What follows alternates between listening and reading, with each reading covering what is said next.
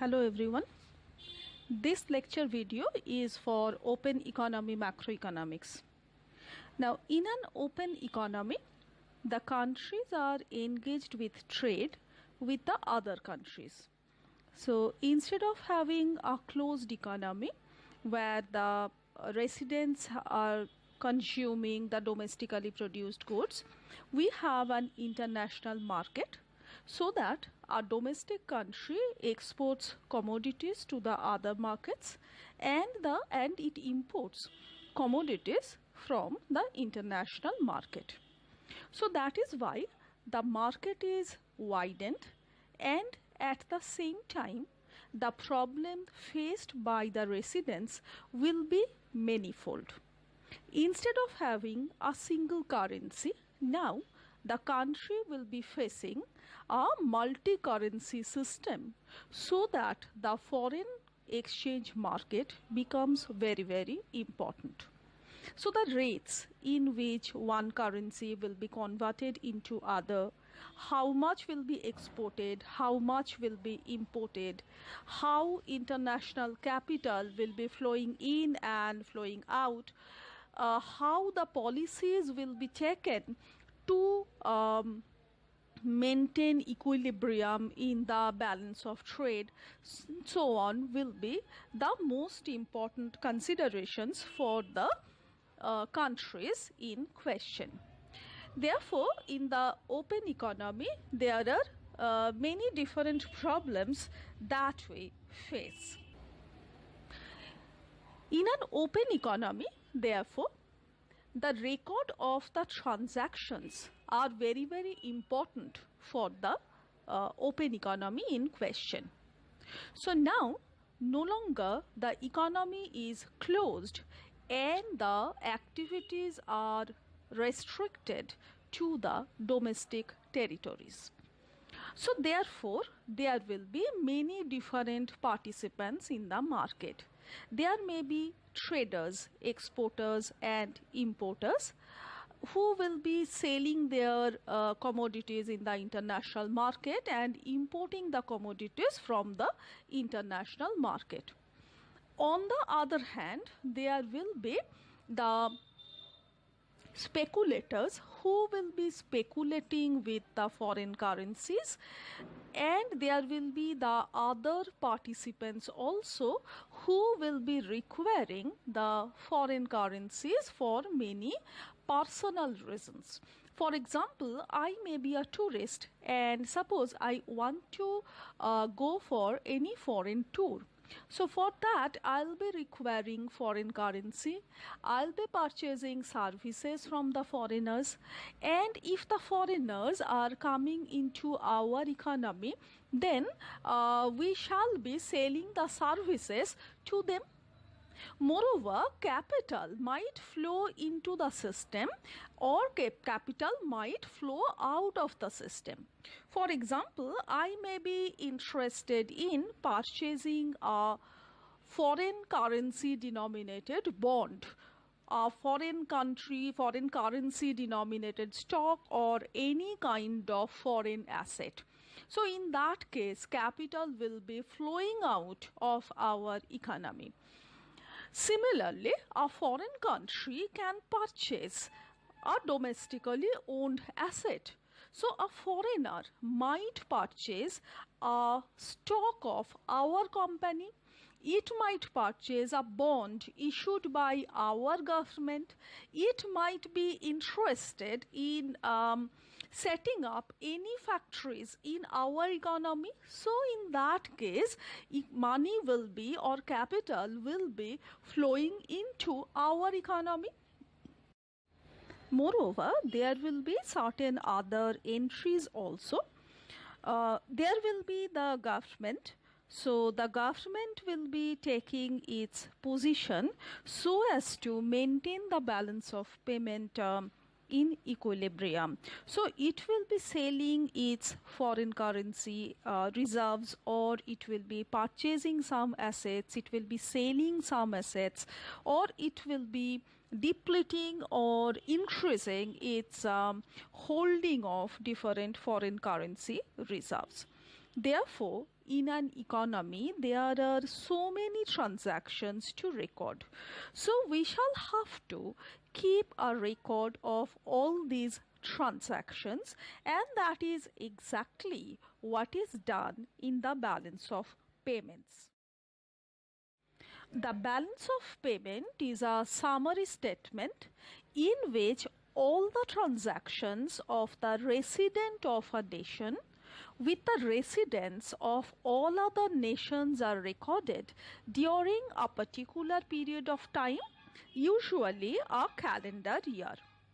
Therefore, from this definition of balance of payments, it is clear that there are certain terms which require further clarification. But before we move on to that, let us first of all try to find out the main purpose behind the calculation or the construction of the balance of payments. The main purpose is to inform or is to help the government realize the international position of the nation and to help it in formulating monetary, fiscal and commercial policies. Now, whenever a government is framing certain policies, be it a monetary policy, be it a fiscal policy, be it a trade related policy, then it is very important to find out what is the export position of the country is, or rather what is the import position, how much services are being exported, how much is being imported, moreover how much capital is flowing out or flowing into the system.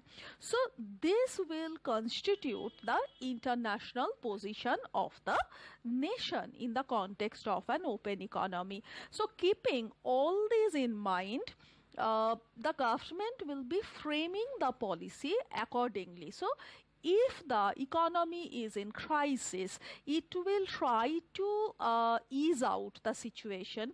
Moreover, if there is a surplus, then the government might take policies to maintain the surplus on one hand, and in certain cases maintaining surplus might involve certain problems, so that the government may be interested to reduce that surplus. So in order to frame the policy, it is very important to have an idea about the international position of the nation, and that is what is supplied by the balance of payments records.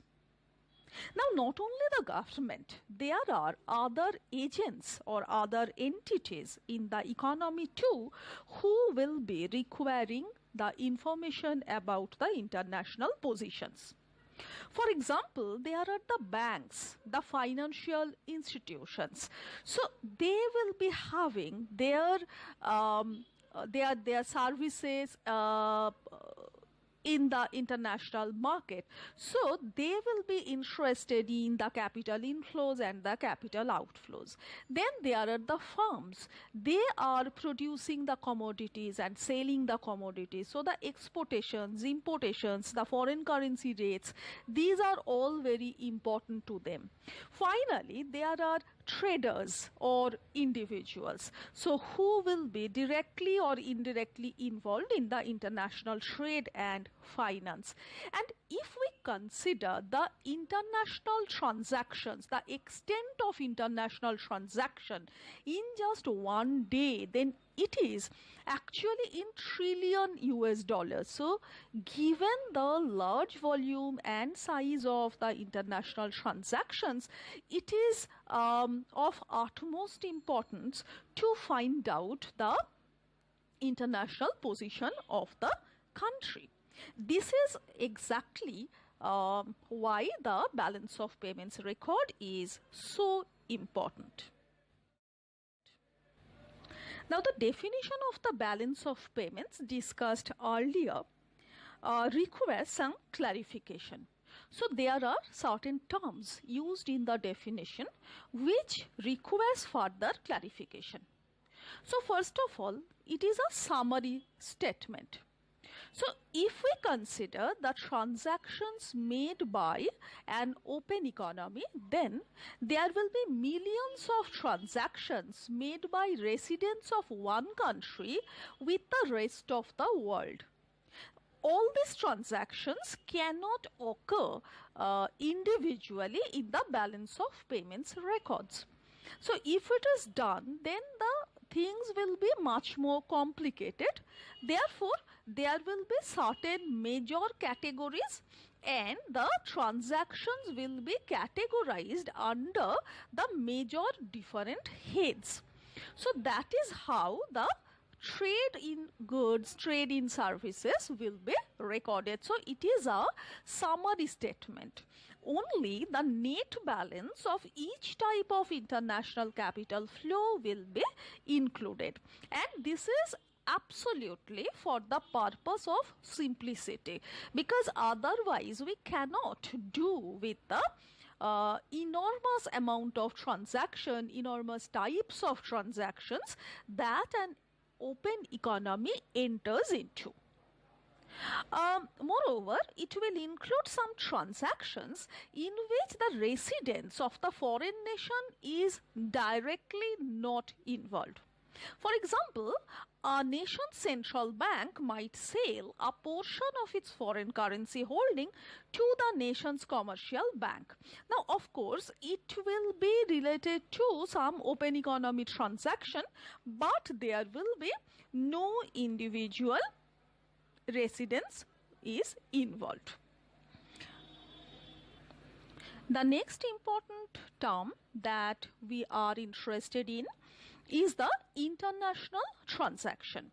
So, in the balance of payment, we shall refer to those transactions that relate to the exchange of goods, services, or the assets for which the payment is usually required between the residents of one nation and the residents of other nations. So, it is not a transaction from the resident of the domestic economy to the resident of that economy itself. So, it is the transaction between the resident of one nation and the resident of other nations.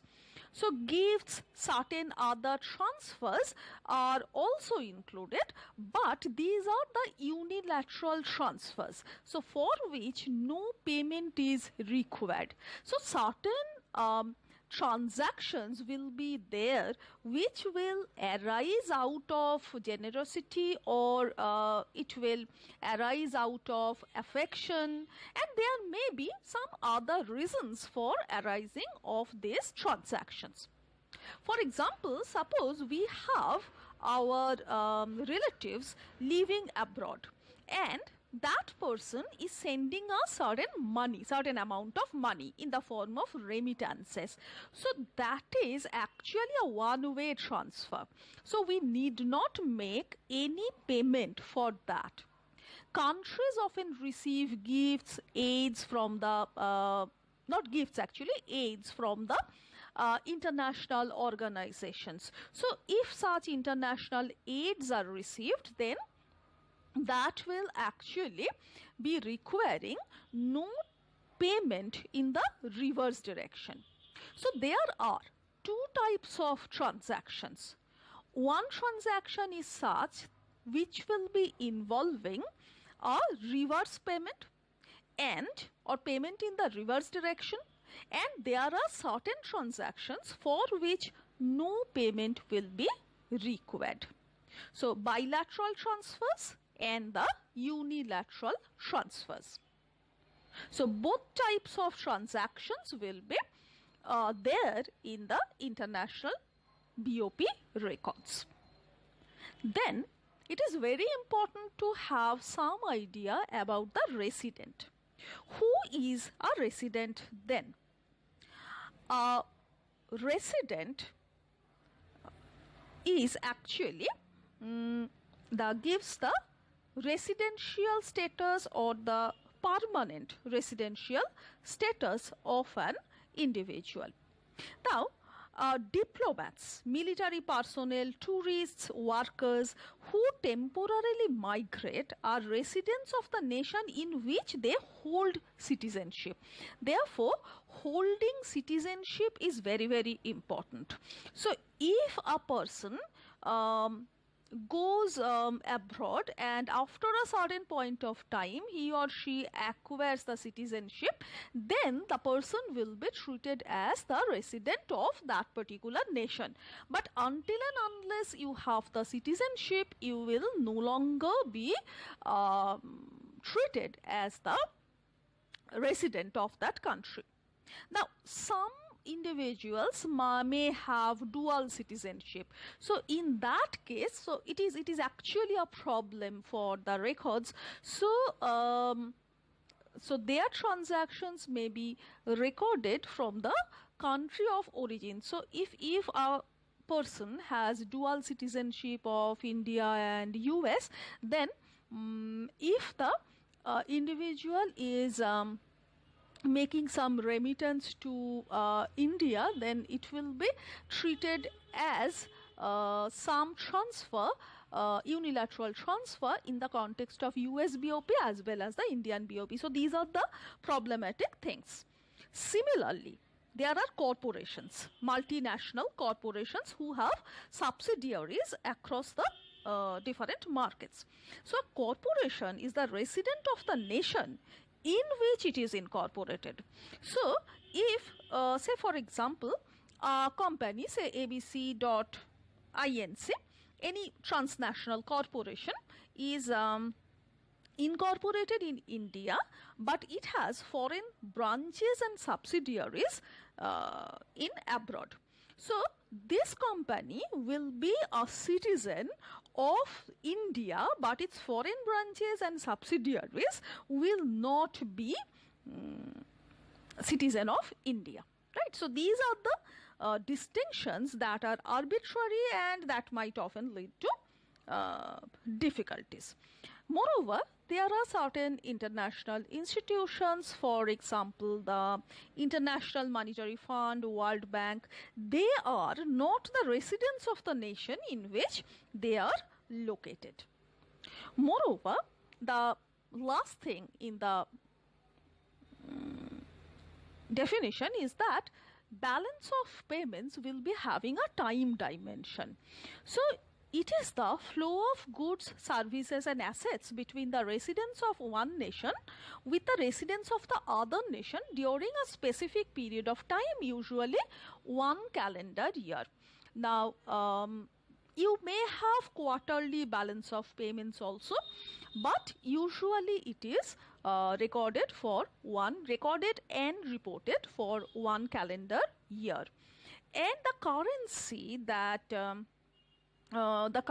that is used to report the BOP transactions may be US dollar, because this is the widely acceptable currency, or it may be in terms of the domestic currency itself. For example, we can take the case of India, where the Indian BOP for a particular year, as is reported by the Reserve Bank of India, is in rupee as well as in dollar. So these are two separate statements.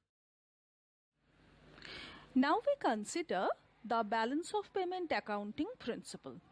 So for that, we shall first of all require to understand that how the different transactions are categorized in the balance of payment records. Now in the BOP records, the transactions are categorized as either a credit item or a debit item. So in the BOP account, there are two sides. One is called the credit side and the other is the debit side. So it is similar to a balance sheet where you have the asset and the liabilities, or it is like the income and expenditure. So how much you are receiving and from what items, and how much you are paying for what items. So therefore we shall be having a credit item category and the debit item category. Now, a credit transaction involves receipt from the residents of other nation. For example, the export of goods and services, unilateral gifts or transfer payments received, capital inflows, and so on. So, these are the transactions for which we receive something. So, these are recorded as some positive items or addition items in the BOP statements. Now, there is actually some distinction. So, if you consider the export of goods and services or the capital inflows, then there will be a reverse flow also. So, if the country exports goods and services, it receives money in return of it. So, if there are capital inflows, there will be capital outflows. But for the unilateral gifts or the transfer payments, there will never be actually any matching item in the reverse direction. But these are the items for which we are receiving something. Similarly, a debit transaction will involve payments to be made to the residents of other nations. For example, when we are importing goods or services, I'll have to pay them in terms of money. So, it will be having a matching transaction in the reverse direction.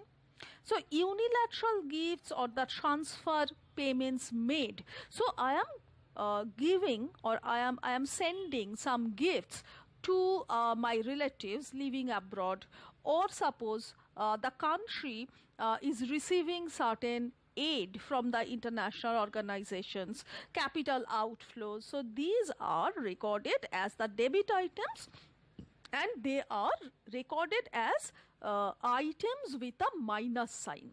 So, the debit items are those items for which we are paying something.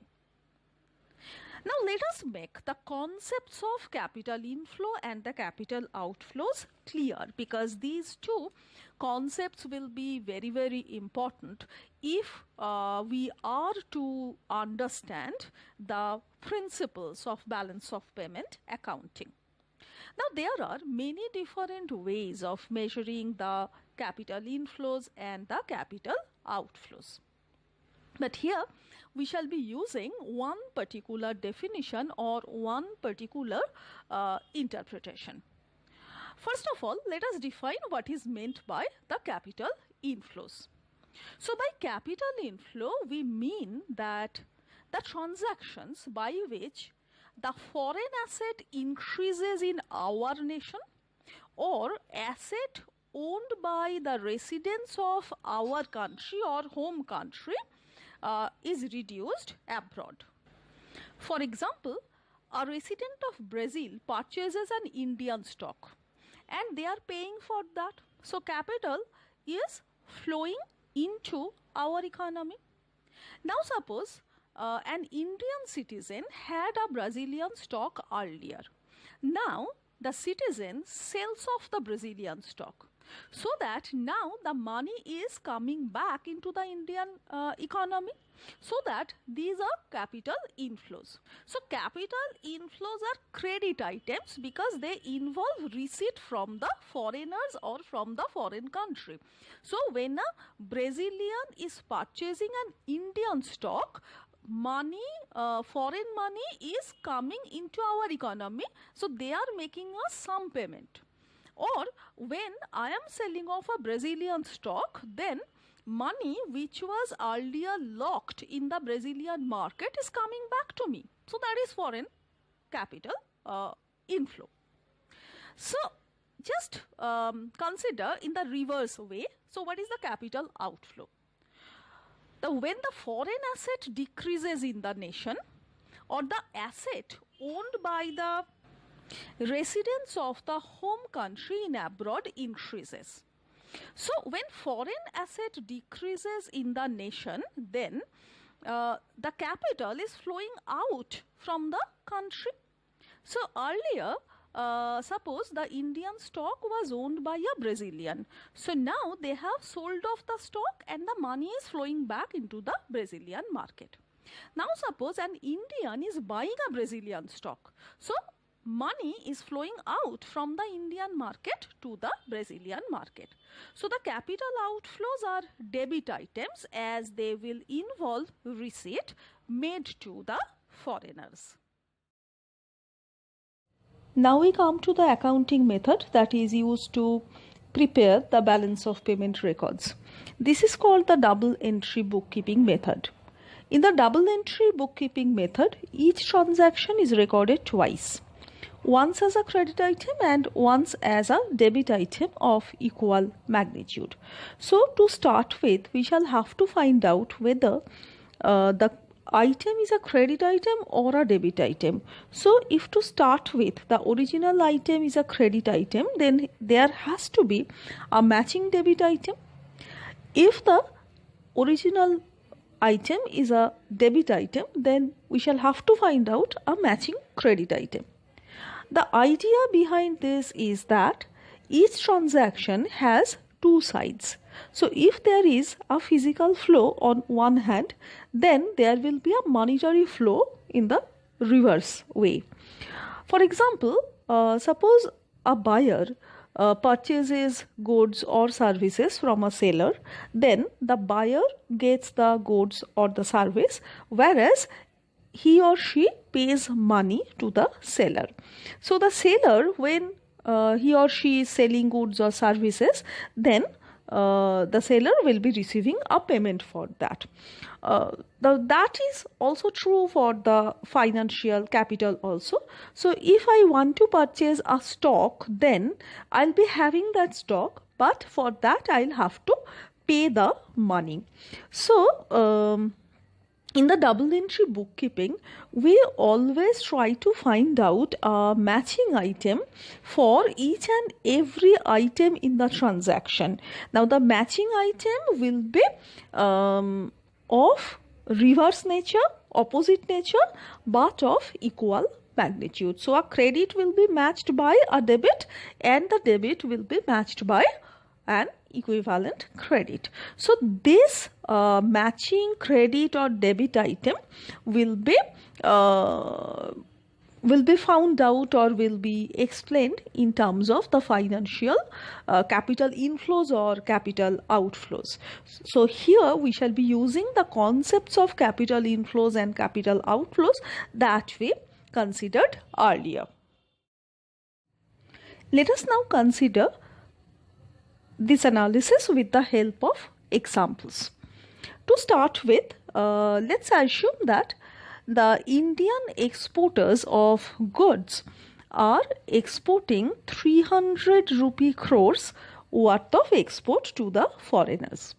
Now this export to start with will be initially treated as a credit item because by exporting, the country or the exporter will be receiving payment from the foreigners. Now we assume that the exporters will be waiting for 3 months for the payment to get, so that they will be getting their payments after 3 months. Now that may be instantaneous also. So that is just an example that after 3 months the payment will be received by the exporters. But there may not be any time gap. Now this payment then will be matched by a relevant or a suitable debit item. Now that debit item is in the form of a capital short-term capital outflow. Now why it is like that? So by agreeing to wait 3 months for payment, the Indian exporter is extending credit to and thus has acquired a claim on the foreign importer. So the Indian exporter will get some money from the foreign importer. So as if the Indian exporter has created or has acquired a claim on the foreigner's asset. So here we shall use another way of presenting the capital inflow or capital outflow. So when I am as a domestic resident, if I acquire a claim on their asset, then it is basically a capital outflow. And if they acquire a claim on our asset, then it is like a capital inflow. So here for the exports, the matching debit will be a short-term capital outflow of the equal amount. Therefore, corresponding to the 300 rupee crore export of goods, there will be a matching short-term capital outflow of 300 rupee crore. Another example used here may be that any Indian citizen is importing certain services from the foreigners. For example, the Indian resident might go abroad and spends, say, 700 rupee crore on the total purchase of services. So that is for 1 year.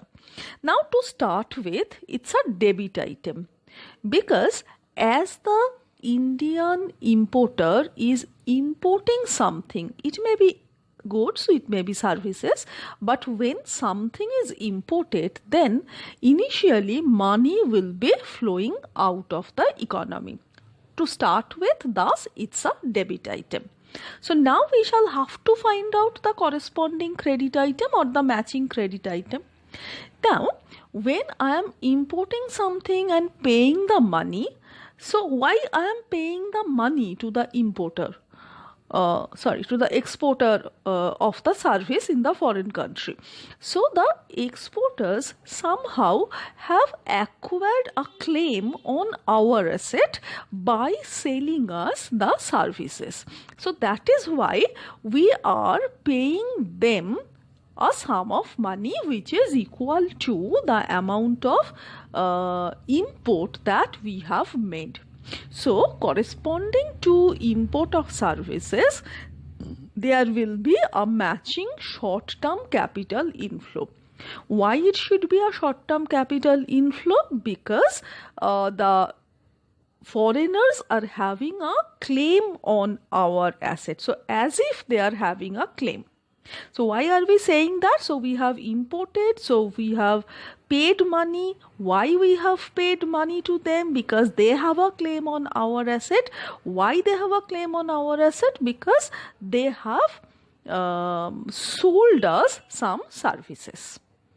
So in the same way, we can think about the unilateral gifts or the transfer payments made or the transfer payment received also. Now suppose to start with, the domestic residents receive some unilateral gifts or transfers.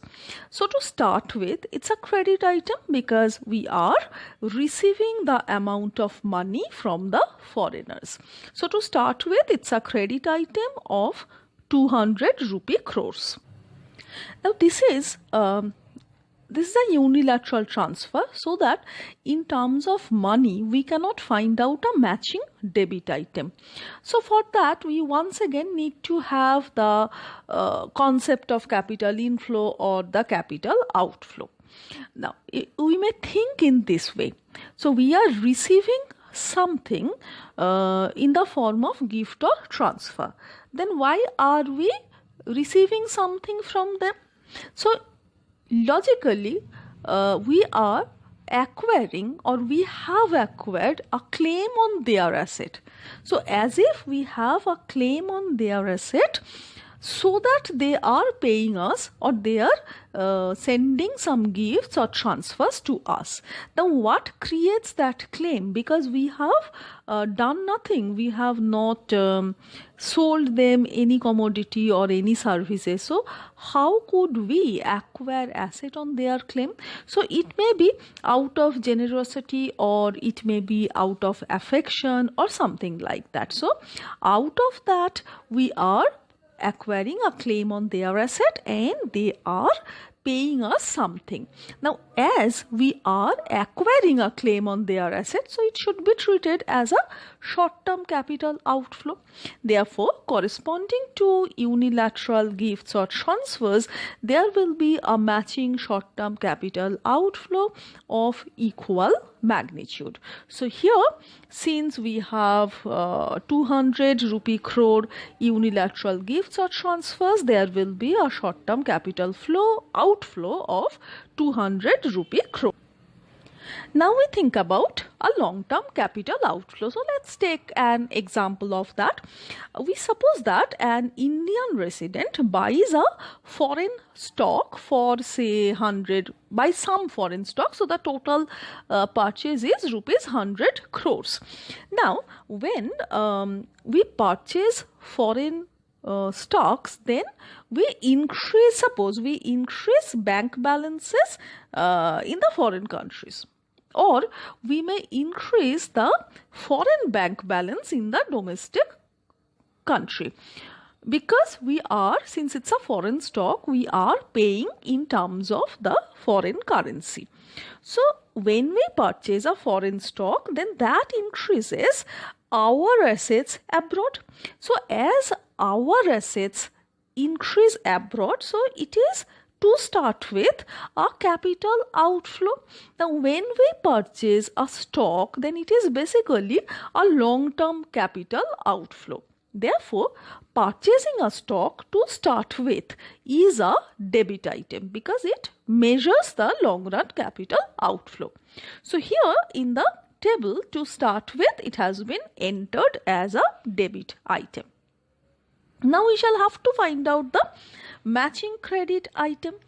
Now corresponding to long-term capital outflow, there has to be some short-term capital inflow. Now the increase in foreign bank balances in India is an increase in foreign assets in India. So that means it is actually a short-term capital inflow.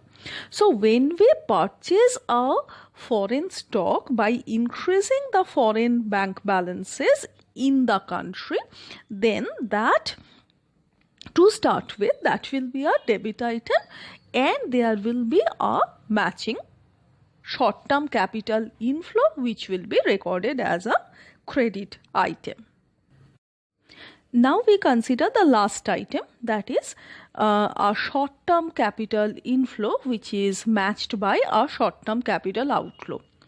Let us assume that a foreign investor purchases 400 rupee crore of Indian treasury bills, for example, and pays by drawing down his or her bank balances in India by an equal amount. Now this is a short-term capital inflow, because in that case the instrument by nature is typically short term, so that its maturity period is less than 1 year. So it is essentially a short term instrument, and it is a capital inflow because now the foreign money is coming into our economy.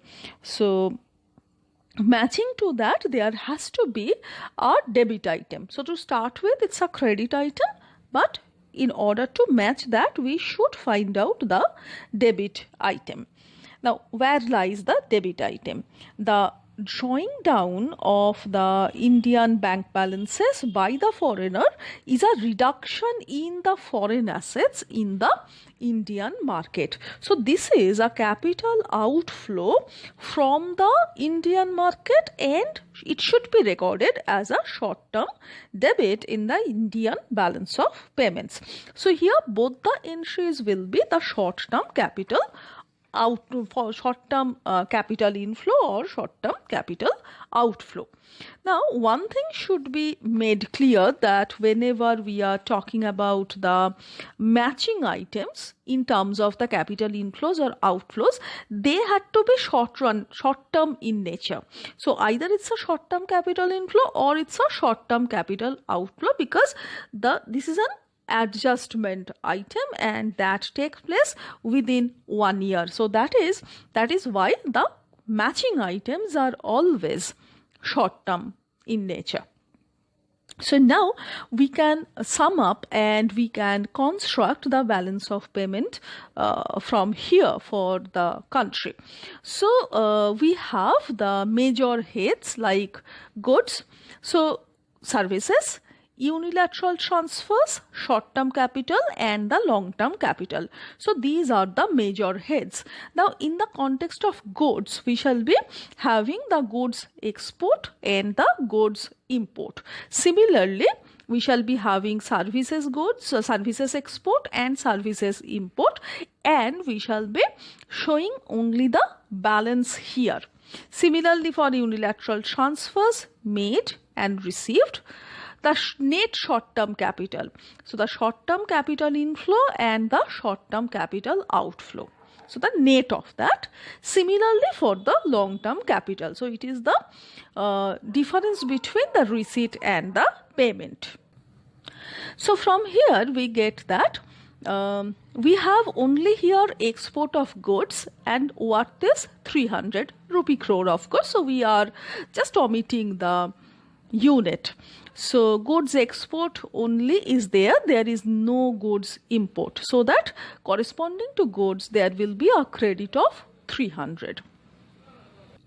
For the services, we have only imports of services, no export, therefore total 700 will be appearing as debit against services. For the unilateral transfers, once again we have only the receipt, therefore entire amount comes as credit. Now we calculate the short term capital flow, which is the net capital flow. So what are the inflows then? We have 700 inflow from the second chart and then 100 unit from the fourth chart and 400 from the fifth chart. And what are the capital outflows? From the first chart we get 300, from the third we get 200 and from the fifth we get 400. So we have a net capital inflow which is equal to 300. So receipt minus the payment, so we have a net capital inflow. For the long-term capital, there is only the outflow and the amount is 100. So now we calculate the total amount of credit and we calculate the total amount of debit. Now we find an interesting result. We see that total amount of credit is 800 and total amount of debit is also 800. So that the total credit side is always equal to the total debit side. Or in other words, the balance of payment always balances. So here lies a problem. So if we say that balance of payment, or if we find that balance of payments always balances, then what is the rationale or what is the logic behind saying that a country is having a balance of payment disequilibrium? So if the balance of payment is always in balance, then no question will arise when the BOP will be in disequilibrium. So that we cannot have deficit in BOP, we cannot have surplus in BOP. Then actually there should not be any problem so far as the BOP is concerned. But actually that is not the case, because here the balance of payment balances only in the accounting sense. So it balances just because of the fact that we have used one particular method of constructing the BOP, which is the double entry bookkeeping. So here each transaction is recorded twice. So each credit will be having a matching debit item of equal amount, and each debit item will be having a matching item of credit which is of again equal amount. Therefore, the total credit item in accounting sense cannot be different from the total debit item, so that in accounting sense balance of payment will always balance. So in order to define the BOP deficit, BOP surplus, or in a more general way to define our balance of payment disequilibrium, we need to redefine the balance of payment equilibrium. So what happens from this type of record? When do we say that we have a deficit, or when do we say that we have a surplus in the balance of payment?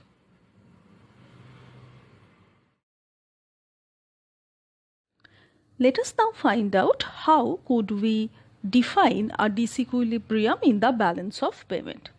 So for that we need to define some other balances that are extracted from this BOP account. So first of all, we have the balance of visible trade. The visible trade balance or visible balance is calculated by adding up all tangible goods exports minus all tangible goods imports. So it is just like goods export minus goods import. So this is called balance of visible trade. The balance of invisible trade comes next. What is that? Now it is the part of the balance of trade that refers to services and other products that do not result in the transfer of physical object. So it is like the export of services minus the import of services. So this balance of visible trade and the balance of invisible trade together will constitute the balance of trade. So it is the country's export of goods and services minus the import of goods and services.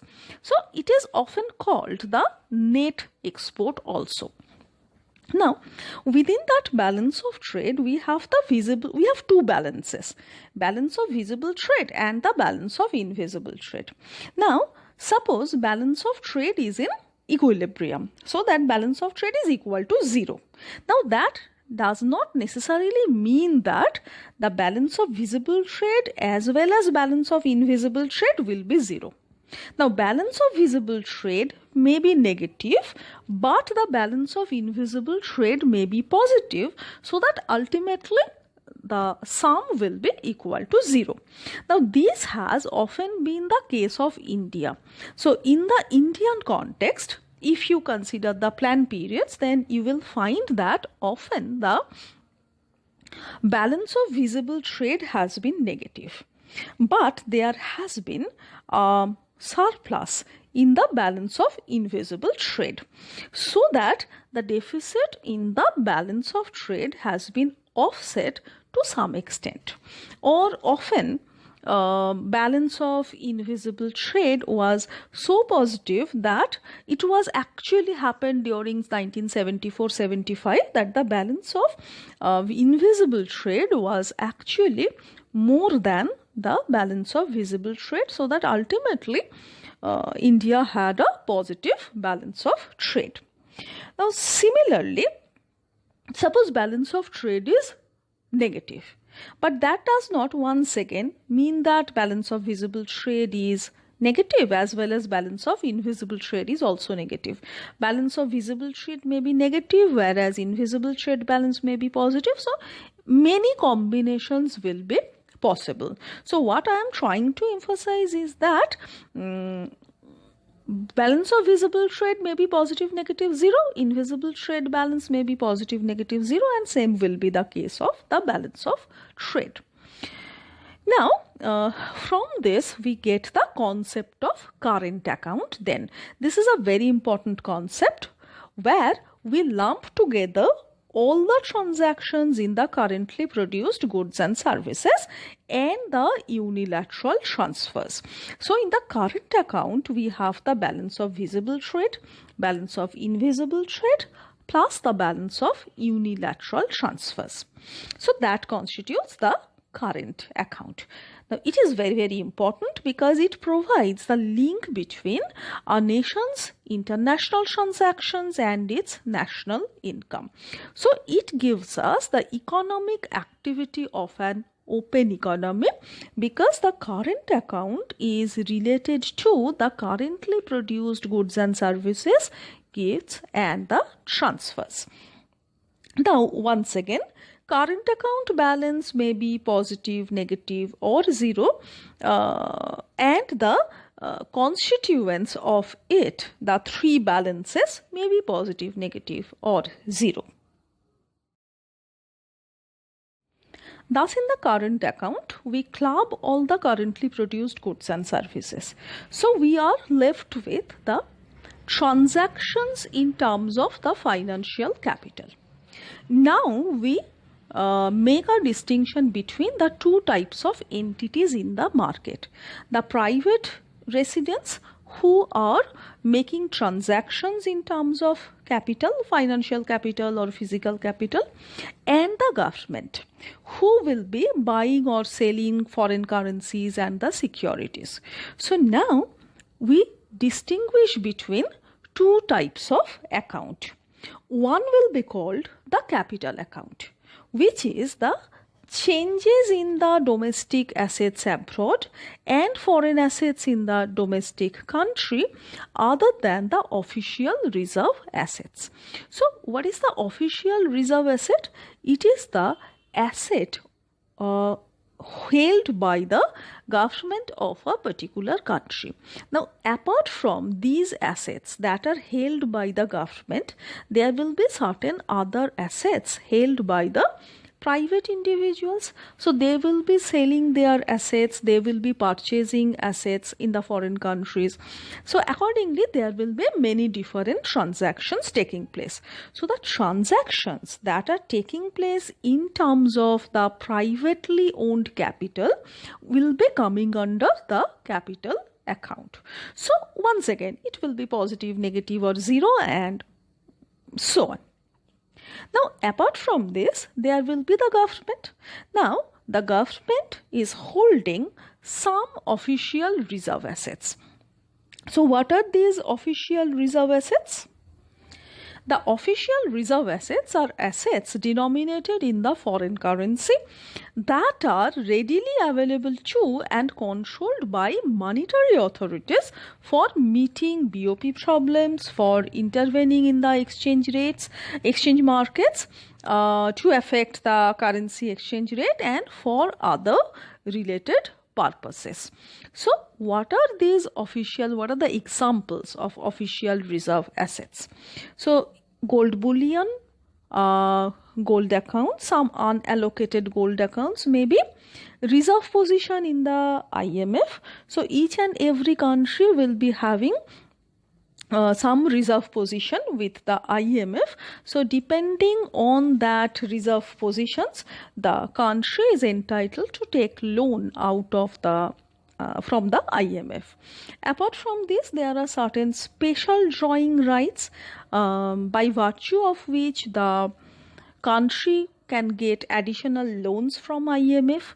There may be financial derivatives. Financial derivatives are used to hedge the risk associated with the foreign market transactions, because when you are taking decisions in the international market, so you will be involving foreign currency, and since foreign currencies are involved, so there will be certain risks involved. There are certain instruments that can actually eliminate or at best can reduce the risk associated with such transactions. Now, these assets are the official reserve assets. These are held only by the government and not by the private individuals. So, this balance in the official reserve account is called the official settlement balance. So the government might deplete this official reserve account depending on the BOP consideration, whereas it can increase this official reserve account by buying more official reserve assets.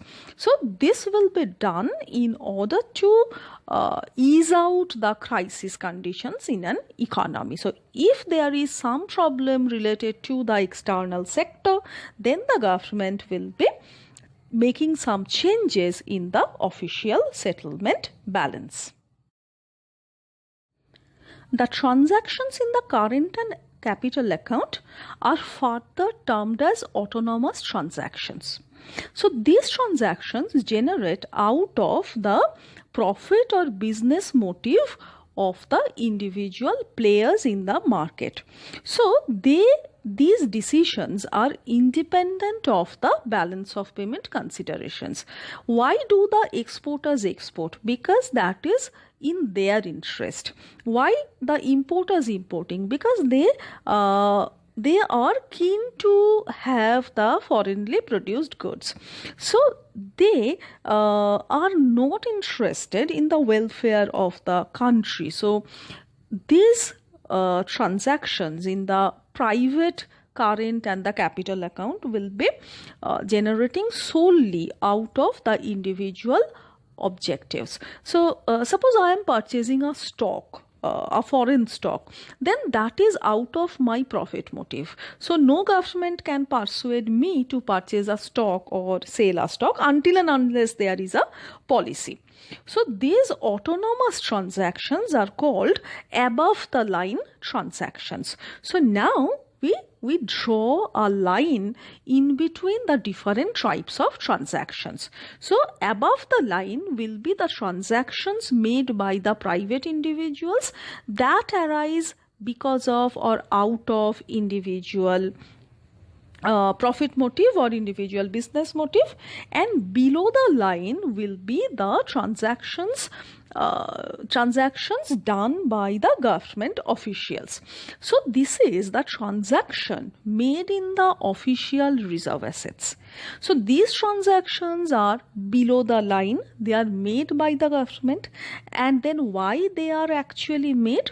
They arise to balance the international transactions. So the private individuals through their own actions will be creating certain problems, and to balance that or to accommodate that, the government will be taking its own initiative so that the problem is cured.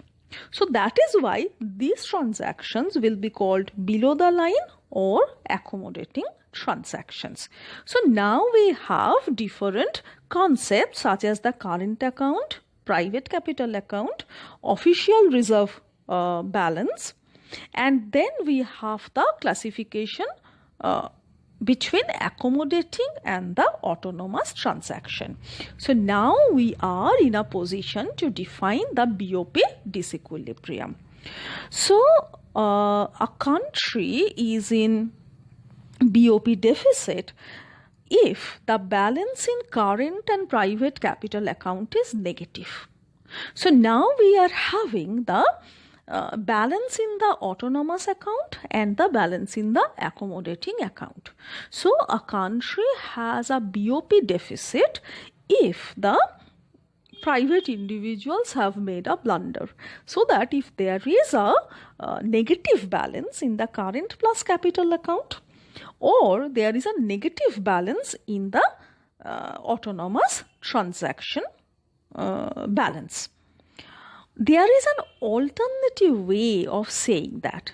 Now, the accommodating transactions are made in order to cure the problem generated by the private individuals. Therefore, the adjustments made in the official reserve account has to be equal in magnitude to the balance in the current and the capital account or in the autonomous transactions account. So, if the balance in current and capital account is negative, then there has to be a surplus of equal amount in the official reserve account, because now in the accounting sense the BOP will always balance, so that the sum of all the balances has to be zero. So if you have a deficit in the autonomous account, then you must have a surplus in the accommodating account, and vice versa. So now we are in a position to define the disequilibrium in the BOP. So it is possible if and only if we distinguish between different balances that come or that are recorded within the overall BOP records. Now we consider the different balances that are related to the BOP transactions. The first item shows the balance of visible trade. The second item shows the balance of invisible trade. Thirdly, we have balance of unilateral transfer. So 1 plus 2 plus 3, these three balances will be giving us the current account balance. In the fifth item, we have the private capital account transactions. So these are the above the line transactions or the autonomous transactions. The balance of 4 and 5 will be giving us the balance in the autonomous transaction.